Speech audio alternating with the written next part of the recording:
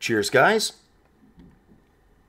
Epics 911, welcome to the Elitist Geek VR news for September 1st, which also marks the week that in my area of the world, kids, employees, parents, I guess who've been on holiday, all go back to work, and traffic definitely isn't as nice as it was for the last 2 months, but that's okay. That's the reality. And like I mentioned yesterday, starting the staycation, so throw it at me. I'm all good. It's no problem. Let's jump into the preamble. Haven't said this for a while, but a huge thank you to all of you who continue to support the channel. Those of you new on board the channel, it is absolutely very appreciated. Like I said, I enjoy this. For me, it's kind of a stress relief. After a crappy day at work, get to talk about VR with, and I know most of you are, equally enthusiastic and passionate about virtual reality, right? Maybe a few of you watch the videos, hate VR. Hey, fair enough. But I know by and large the majority of you are also passionate about it. So again, thank you. It means a lot to me. I really do appreciate it. Next thing I want to talk about is the gaming. And I've talked a little bit about what the plan was last night. So after this video, it's continue with Onward and raw data. And whatever doesn't get in tonight, if one or both for whatever reason, that just gets carried over. But I will try my best to get those both out today. And and I guess that's where the balance of time comes in, right? Is working full-time, and then you want to make sure that you play a game enough to be able to comment on it, but it's hard when you're doing all the balancing and still, kind of get a video out while people are curious about it. But I'm definitely getting better with managing my time. I think that's, and editing the videos, all that kind of stuff. Like I've got a system in place, and that system is getting better. So hopefully that continues to happen and free up more time to game, because that's my main hobby. It's what I love to do. Being able to talk about it, that's strictly icing on the cake. But yeah, so game-wise, definitely Onward, the multiplayer aspect of it. Only played that game just to pretty much test the functionality, and thankfully it's really intuitive. I am still blown away that it's essentially a dev who's creating this game, which you have to play it to kind of get that aspect. Now, as far as I know, it is Vive only. I've had a few people ask that, but hey, who knows? Maybe with the Oculus Touch that changes. I don't know. I'm sure if you spam, the guy who's creating this, it's something that may appear via touch down the road on Oculus. At least I hope so, because it has some crazy potential. I can see that.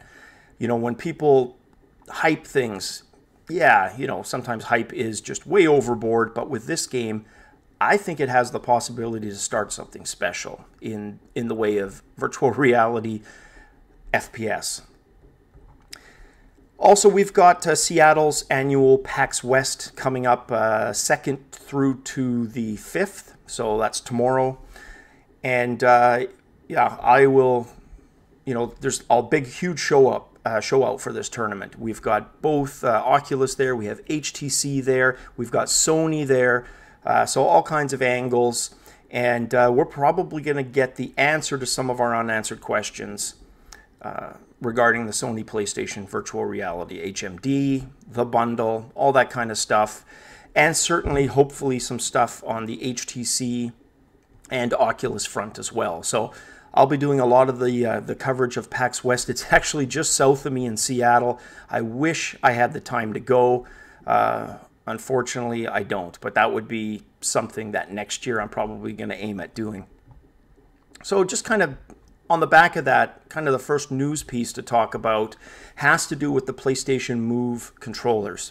Now, there's a double bundle that people have talked about for the last few months with the Move controllers. Here's the problem. The design itself is pretty old, and using lithium-ion batteries, there's a shelf life to those batteries. And some of these Move controllers, because let's face it, Move has not been a popular peripheral until VR, right? So when it was announced that that would be the controller, a lot of people went out and bought Move controllers before the price could get jacked up. The problem is some of them maybe have sat on that shelf for 3-4 years, right?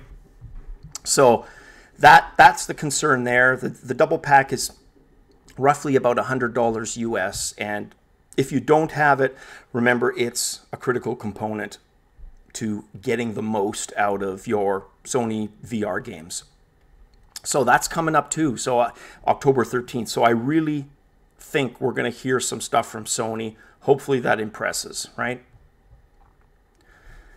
So on the topic of that, the Oculus Touch and the Gamepad, I always find it comical with Oculus. And I know, look, I may say something about the companies, right? Like when I ranted about HTC, I've ranted about Oculus. I can continue to support their products. I love their products. I love virtual reality. Doesn't mean I don't get pissed off with these guys. I do, and you guys have heard me. Both camps have not been immune, right? Or neither camp has been immune to negative criticism from me. You know, with Oculus, though, I got to get a chuckle. And the reason is I've harped on them a lot about the whole touch controller, right? That kind of their BS answer for why they did it with the gamepad was because of our devs, whatever. There were a lot of reasons and a lot of talk about why. And there's an expression for that about kind of talking out of two sides of your mouth. And what I find funny is, on the one hand, they're saying, look, you know, the Oculus Touch, we're releasing these when we're releasing them because it hasn't been critical to our launch plan or our ongoing plan. Yeah, these things are going to be good. We're going to release them. But really, you're better off with a gamepad for now. So are the devs. That's kind of been the party line. Then that kind of, now that we're getting close to that, it's kind of changed to, don't worry, we're still going to support gamepads. Well, yeah, Captain Obvious, of course you will, because that's your controller. You made a decision, a business decision, to have the Xbox One controller, which is a gamepad, be your controller. And until we know which way sales are going to go for the Oculus Touch, which way developer support is going to go, don't pretend to make it a foregone conclusion that somehow every single user is going to have an Oculus Touch, and the few of them who don't, right, have to be reassured that there's still going to be gamepad support. That is marketing written, that has marketing written absolutely all over it. So I've got the links. Have a read for yourself. I got a chuckle. Let me know your thoughts. Next news piece has to do with Qualcomm, and they are a company known for making reference designs, right? Reference designs mostly in the mobile phone industry. Reference design is simply, think of it like my Founders Edition, right? Or any of you who have the Founders Edition. That Founders Edition is based on the reference design that NVIDIA themselves made. Because NVIDIA doesn't sell the video card, right? They create instead a reference design for the manufacturers that make their NVIDIA cards, right, on their behalf. So if you think of it that way, that's kind of the arrangement, right? So keep that in mind, because what they've done is created a reference head-mounted display, okay? And their reference prototype is based on a mobile Snapdragon CPU. It also has some crazy resolution. It's 2880 by 1440. So that's a lot higher than the Rift and the Vive both. But, and here's the caveat to that, the catch, is the refresh rate. It's 70 hertz as opposed to 90. And obviously that's something that can change. But some of the good features here, they've built in eye tracking via their cameras. You've even got some rough position tracking. The problem is, because there's really no chaperone style system built into this thing, you could bump into a lot of stuff. That's just the reality of it. So who takes this reference design and kind of runs with it? That's going to be interesting to see, because it has a lot of potential. It's just, can it live up to that, right? And we've always got to remember that, yes, while this prototype may in fact be untethered, just like the Gear VR, but offer better tracking than the Gear VR, it's still mobile. And while I think mobile devs have done a fantastic job of making the games look good in Gear VR, it doesn't take somebody who's been playing games for decades to see the polygons, the textures, etc. are all much more simplified on the mobile solution, right? That's the reality. You're not going to get the same degree of wow factor that you would with the Rift or Vive, right? But with that said, it is still freaking cool that that's how they're developing this, right? Because it's the way those devices are going. It's the way our Rift and Vive is going. It's inevitable that they will be wireless at some point. Now, speaking about mobile providers, there's a news article or story that's kind of gained a little steam today and last night. It has to do with the Note 7 phones. So I told you guys in a video that I basically purchased the Note 7 purposely for the new Gear VR, right? Well, the story circulating is that batteries have been exploding, and there's some charred Note 7s out there. You can check it out. But like with all of these stories, I remember with my iPhone 4 at the time, there was the whole antenna gate thing, and a lot of companies go through this type of thing. Ultimately, you know, was it an issue that prevented me from getting the most out of my 4? No, it wasn't. It wasn't a real hindrance, right? What Samsung's doing right now is they're looking into the cause, and we're hearing rumors about what caused this. And it's just going to take some time for those results to come out. But some people are pointing to third-party chargers. Another person has come forward and say, no, I used an authorized charger and this happened. Thankfully, nobody has mentioned this happening in the Gear VR, because that would be pretty nasty, having that explode in your face, literally, right? I don't need to be scraping melted lens and plastic off my face. Thank you. Don't need that. So hopefully we're going to find out the reason. Now, the share prices did take a wee bit of a hit, right? A couple percentage points. Nothing they can't recover from, but one story I'm going to be tracking, because if it is, you know, an easily repeatable issue, sure as hell I'm going to trade my Samsung Note 7 in for a replacement, because that would be absolute BS. Now, Facebook is working on an algorithm, and these guys are always working on algorithms, right, for stuff. And usually they implement said algorithm, and then people complain, and then they have to retract, right, or change the wording. Anyways, what they're hoping to do is eliminate the 360-degree shaky cam phenomena, as they call it. And the concern isn't so much with professional devices, right, that are mounted on, if you can see the tripod behind me there, right? Stuff that's even mounted on a cheap tripod like that. No, it's the freehand 360, really amateur stuff that is coming out and will continue to come out, that they've created this algorithm for. And they call it deformed rotation. It's a hybrid 3D, 2D technique. And what they've said, quote unquote, is that it optimizes a video's parameters to make it as smooth as possible, right? We're probably going to hear more about that moving forward, but I did include the link if you want to look into it a bit more, where I originally read it, and Facebook's actual blog post, which goes into quite a lot of details on what exactly it does. Little too dry for me personally with the stuff that I have on my plate, but knock yourself out. The link is here. Now, I love this next news article. It deals with a company called Hypervr and their Crazy Camera rig. And that's actually what this thing is.